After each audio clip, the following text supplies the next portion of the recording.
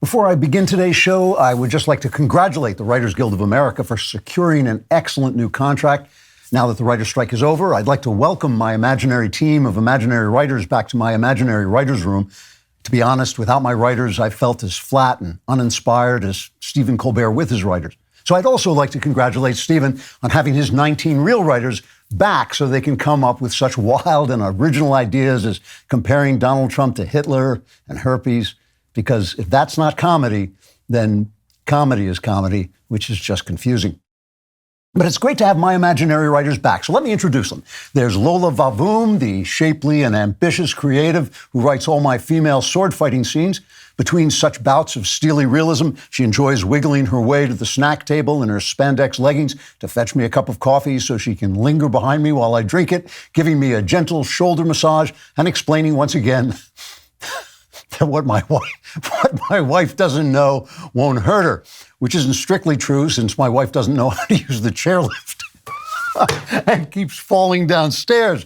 But hey, this is my imagination, so I get whatever imaginary writers I want. There's also Vivek Swami Mami from India who can't speak English, but at least he has darkish skin, so we can pretend to have filled our hiring quota for black writers without actually hiring any black writers.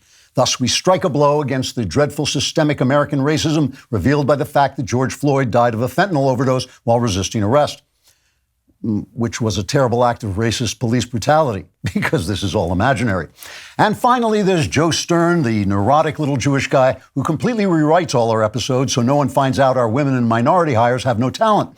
After which, Joe Stern goes home to smoke dope and watch porn all night while posting on X about how social conservatives are evil. Joe Stern is also imaginary, but at least he could be real. Thanks to the WGA, these dedicated imaginary writers have a great new contract. For instance, the studios have agreed not to create scripts with AI, as long as the writers agree to produce repetitive and formulaic stories, bizarrely out of keeping with all human experience, values, and aspirations, so at least it seems like they were created by AI. There'll also be a guaranteed number of writers in each writer's room to ensure that there'll be some really lively groups conversations while Joe Stern is writing the script.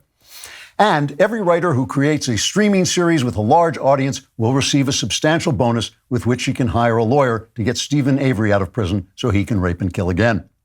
So now at last, Hollywood writers can get back to the important work of filling our entertainment with that radical spirit of resistance that's officially approved by every major corporation, government body, intelligence agency, and intellectually stagnant university in the country.